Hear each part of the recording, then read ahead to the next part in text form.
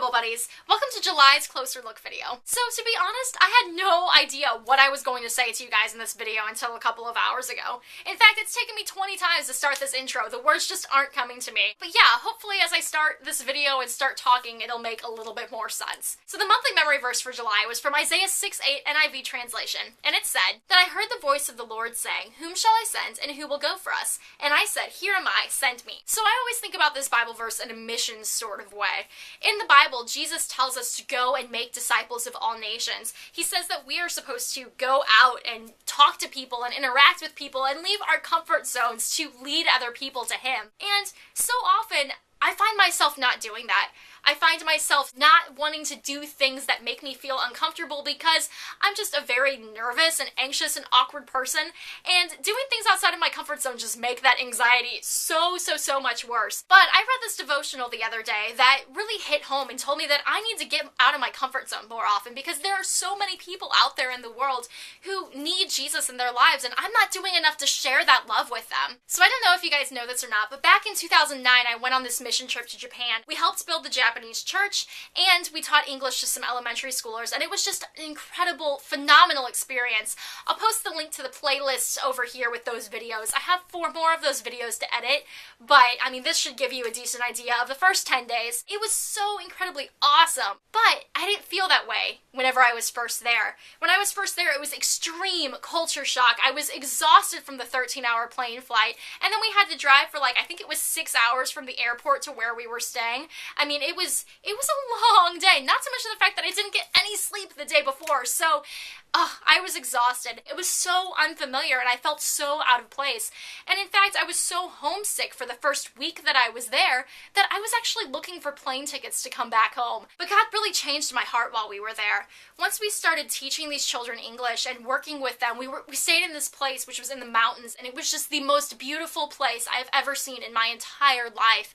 And it was once we started serving these people outside of ourselves, and I got to interact with all these kids, and I had this group of girls that I hung out with a lot, and I made them all soda tab bracelets. They were I don't know, 3rd through 5th grade, and once I was able to get my eyes off of myself and off of my own insecurities and put my eyes on the needs of these people, it was so life-changing. I'm dying to go back because I can't even begin to explain how amazing it was. The Japanese church is dying because of the way that their culture is.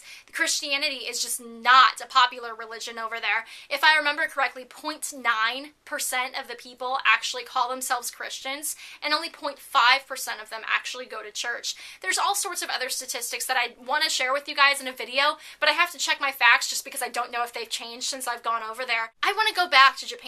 It's so funny. I went over there so awkward and so out of place, desperate to come home, and I left not wanting to come home. I encourage you guys to go on a missions trip if you've never gone on one, whether it be in your town or whether it be in your country or whether it be in a different country.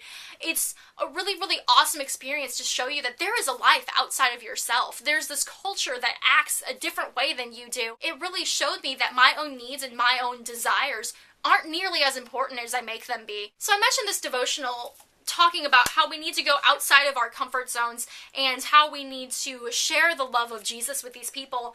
And in this devotional, it talked about Matthew 8:23 through 27, which is where there was a storm on the boat and the disciples were really nervous and Jesus was sleeping in the back of the boat. It says that we would prefer Jesus to navigate us around the storms rather than deliver us from the middle of them. We don't want storms to happen in our life. We want comfort, we want ease, we want security. We don't want to go through tough times. But if he had let the disciples avoid the storm, they would never have known him as the master of the winds and the waves. They would have not asked the question, "What kind of man is this?" They would not have known Jesus as the deliverer that day. And then it goes on to say, Jesus lets us get in the middle of the storm so we will know him. When we avoid the dangerous waters, we avoid the deliverer. We were made to know him, and whether we like it or not, some of his characteristics can only be discovered in the deep, treacherous waters.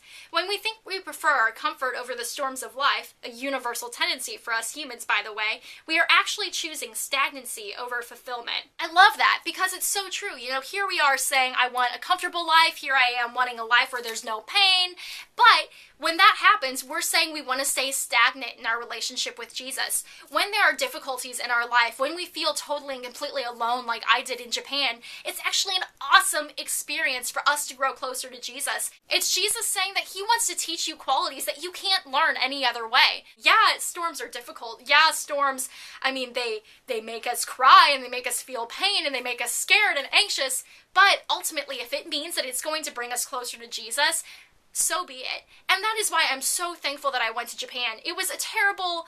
I felt terrible at first. I was so awkward and so out of place. I was right in the middle of a huge storm, but that huge storm turned out to be the greatest 2 weeks of my entire life. It grew me in ways that no other experience could, and it showed me a world completely beyond myself, and I highly encourage you guys to look into missions trips. Remember, Jesus says that we are called to go into the ends of the earth and make disciples. So if you guys have ever gone on any mission trips, feel free to share that in the comment below. Tell me about your experiences with that. There are so many people out there who don't know the love of Jesus, and they're so ready to know about Jesus, but there just aren't enough people stepping up saying, here am I, send me.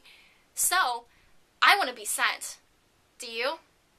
I haven't really felt the effects of this Bible verse in my life this month, but then I got to thinking about it, and I was like, yeah, I feel it.